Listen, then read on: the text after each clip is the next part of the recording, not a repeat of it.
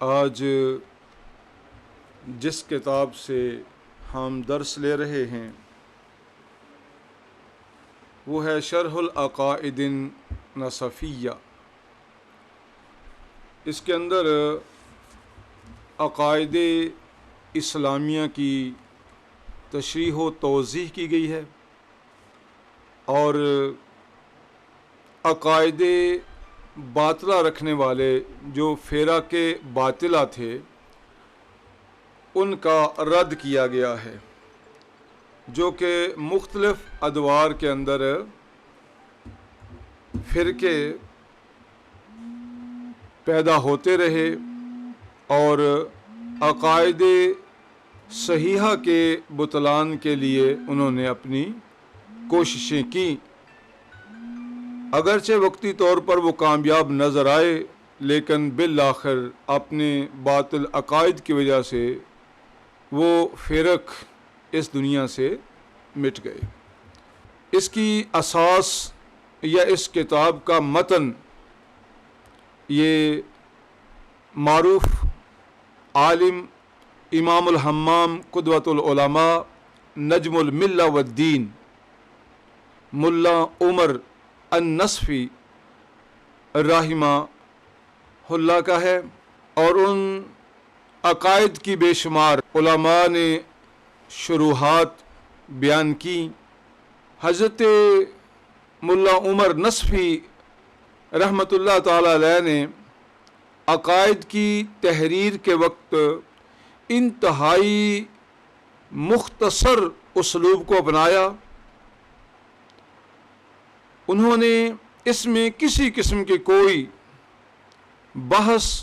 اور طویل بات نہیں کی۔ جب ان کی تحریر کردہ عقائد کو دیکھا جائے تو وہ قریباً 2 سے 3 صفحات پر فقط مشتمل ہیں، اور پھر ان کی آگے شروحات بے شمار ہیں۔ جس طرح عقائد کے حوالے سے ملا عمر النصفی رحمۃ اللہ تعالی علیہ کو قبولیت ملی، اتنی قبولیت کسی اور کے حق میں نہیں آئی۔ اور اس کے بعد علوم شرعیہ میں ان کی شرح جو امام الحمام علامہ سعد الدین تفتازانی رحمۃ اللہ تعالی علیہ نے کی، اسے بھی شہرۂ آفاق پذیرائی اور عزت ملی، اور یہ عمومی طور پر ہر دینی ادارے میں پڑھائی جاتی ہے۔ تو یہ جو عقائد کی بات ہے اس کی بنیاد احکام شرعیہ ہیں۔ اب احکام شرعیہ کی 2 قسمیں عموماً بیان کی جاتی ہیں، ایک جن کا تعلق کیفیت عمل سے ہے اور دوسرے جن کا تعلق اعتقاد کے ساتھ ہے۔ تو وہ احکام شرعیہ جو کیفیت عمل سے متعلق ہیں ان کو احکام شرعیہ فرعیہ اور عملیہ کہا جاتا ہے، جبکہ جن احکام شرعیہ کا تعلق اعتقاد کے ساتھ ہے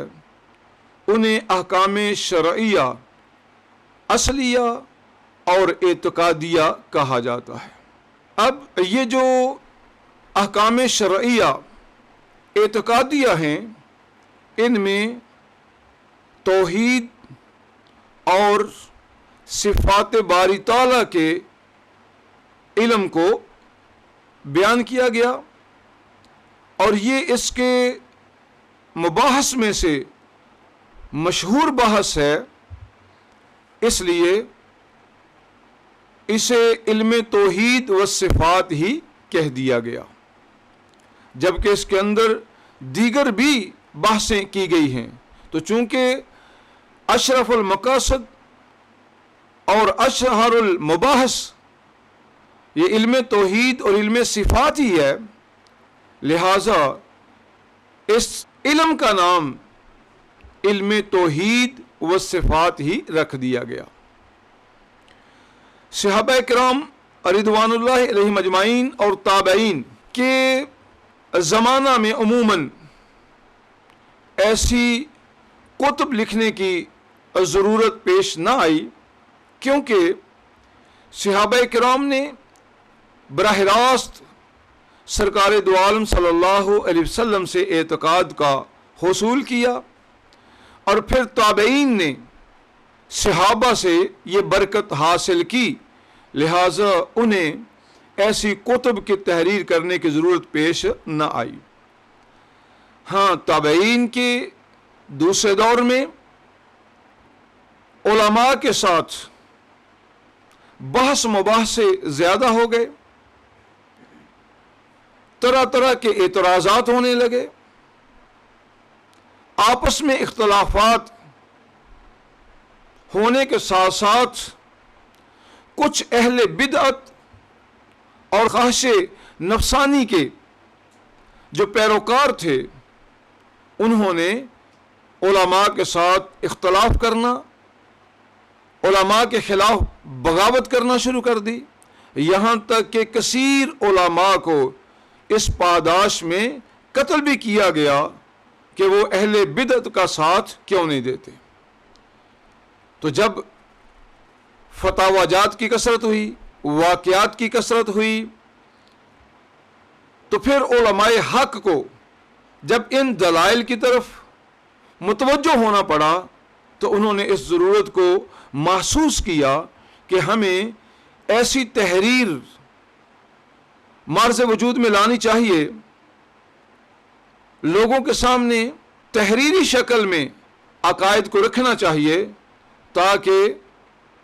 اہل بدعت، اہل اہوا لوگوں کے عقائد کو بگاڑ نہ سکیں، انہیں ایمان سے دور نہ لے جائیں، ان کی دنیا کے ساتھ ساتھ کہیں ان کی آخرت کو خراب نہ کر دیں۔ تو پھر علماء نے اس بات کو بھانپتے ہوئے اور وقت کی نزاکت کو دیکھتے ہوئے ان کتابوں کو لکھنا شروع کیا۔ تو ان کتابوں میں جیسا کہ میں نے بتایا کہ حضرت ملا عمر نصفی رحمۃ اللہ تعالی علیہ کے تحریر کردہ عقائد جو ہے نا، ان کو بہت زیادہ پذیرائی اور شہرت ملی، اور پھر اس پر سینکڑوں شروحات لکھی گئیں، اور ان شروحات کو باقاعدہ درس و تدریس کے ذریعے سے پڑھایا گیا، جیسا کہ آج ہمارے سامنے شرح العقائد النصفیہ علامہ سعد الدین تفتازانی رحمۃ اللہ تعالی علیہ کی تحریر کردہ شرح موجود ہے۔